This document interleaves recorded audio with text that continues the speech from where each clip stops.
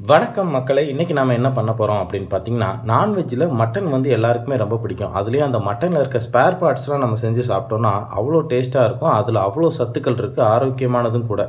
அப்படி ஒரு mutton spare parts தான் இன்றைக்கி நம்ம ஒன்று பண்ண போகிறோம். அதுதான் நுரையீரல் ஃப்ரை, மட்டன் லங்ஸ் ஃப்ரை பண்ண போகிறோம். அது எப்படி பண்ணுறது அப்படின்னு சொல்லி வாங்க இப்போ பார்த்துடலாம். அதுக்கு முன்னாடி நம்ம சேனலை சப்ஸ்கிரைப் பண்ணாதவங்க மறக்காமல் சப்ஸ்கிரைப் பண்ணிடுங்க. அப்போ தான் நம்ம போடுற இந்த மாதிரியான வித்தியாசமான ரெசிபீஸ்லாம் உங்களை வந்து சேரும். சரி, இப்போ இந்த நுரையீரல் ஃப்ரை பண்ணுறதுக்கு அடுப்பு பற்ற வச்சு அதில் ஒரு சின்ன பாத்திரம் வச்சுக்கோங்க.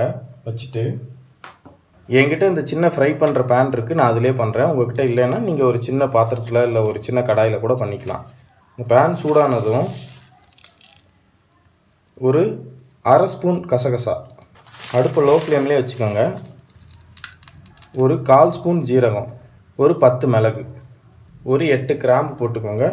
ஒரு சின்ன பட்டை உடச்சி போட்டுக்கோங்க. இப்போது இதை நல்லா ஃப்ரை பண்ணிடுங்க. இப்போ இது நல்லா ஃப்ரை ஆகிடுச்சு. இதை தனியாக ஒரு பேனில் மாற்றிடலாம்.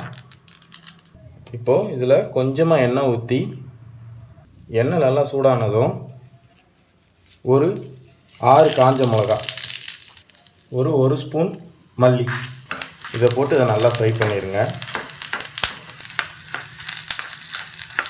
இதை நல்லா ஃப்ரை பண்ணிவிட்டு இதை நல்லா ஆற விட்டுருங்க. இதை ஆறினதுக்கப்புறம் நம்ம வறுத்த எல்லாத்தையும் ஒன்றா போட்டு கொஞ்சமாக தண்ணி சேர்த்து அதை நல்லா அரைச்சி எடுத்துக்கோங்க.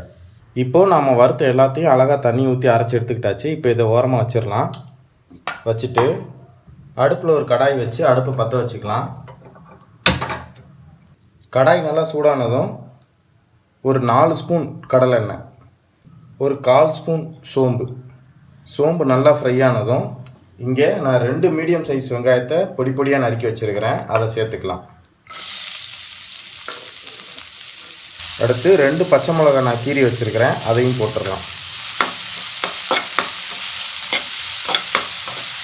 வெங்காயம் நல்லா பொன்னிறமாக வந்ததும் ஒரு 1.5 ஸ்பூன் இஞ்சி பூண்டு பேஸ்ட்,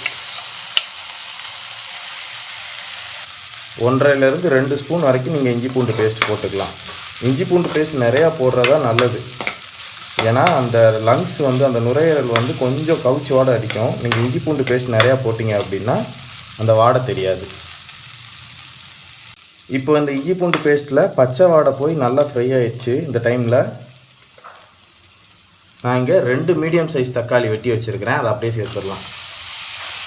கொஞ்சம் கருவேப்பிலை வச்சுருக்கிறேன், அதையும் சேர்த்துடுறேன். சேர்த்து நல்லா அப்படியே ஃப்ரை பண்ணிடுறேன். தக்காளி நல்லா மசிஞ்சு வரணும், அது வரைக்கும் ஃப்ரை பண்ணுங்கள். இப்போது இந்த தக்காளி நல்லா மசிஞ்சு வந்துருச்சு. இந்த டைமில் ஒரு 1/4 ஸ்பூன் மஞ்சள் தூள் போட்டுட்டு நம்ம அரைச்சி வச்சுருந்தோம் இல்லையா அந்த மசாலா, அதை அப்படியே அதில் சேர்த்துடலாம்.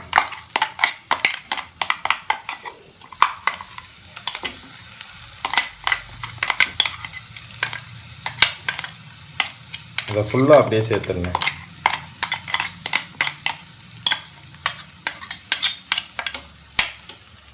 கொஞ்சமாக அதில் தண்ணி ஊற்றி அப்படியே அதையும் ஊற்றிடலாம். ஊற்றிட்டு இதை நல்லா மிக்ஸ் பண்ணி விட்டுருங்க.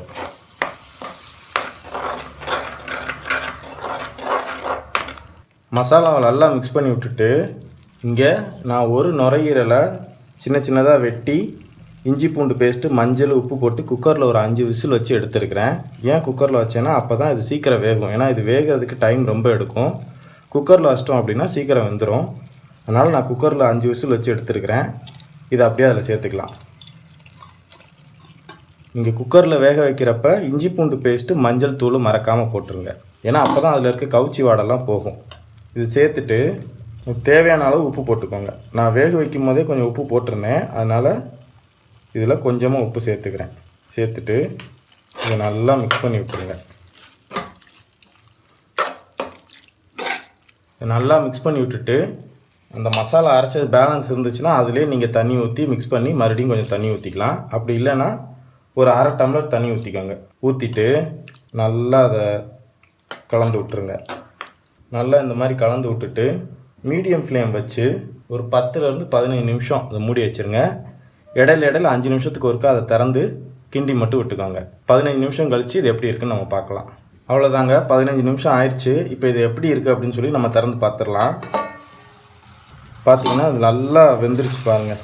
இந்த நுரையீரலாம் நல்லா வெந்து நம்ம ஊற்றின தண்ணிலாம் நல்லா வற்றிருச்சு பாருங்கள்.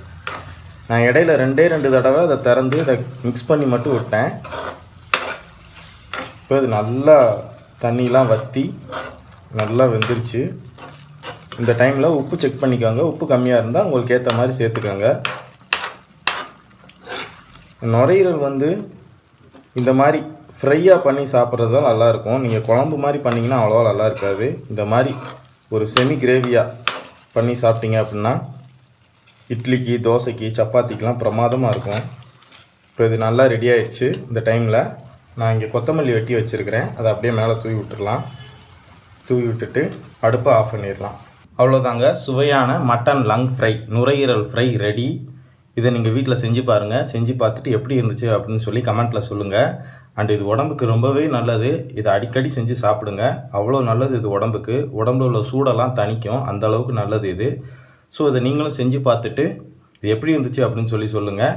அண்ட் இந்த வீடியோ உங்களுக்கு பிடிச்சிருந்தது அப்படின்னா லைக் பண்ணுங்கள், ஷேர் பண்ணுங்கள். அண்ட் மறக்காமல் நம்ம சேனலை சப்ஸ்கிரைப் பண்ணிடுங்க. நீங்கள் சப்ஸ்கிரைப் பண்ணால் மட்டும்தான் நம்ம போடுற இந்த மாதிரியான வித்தியாசமான ஒவ்வொரு ரெசிபியும் உங்களை வந்து சேரும். தேங்க்யூ.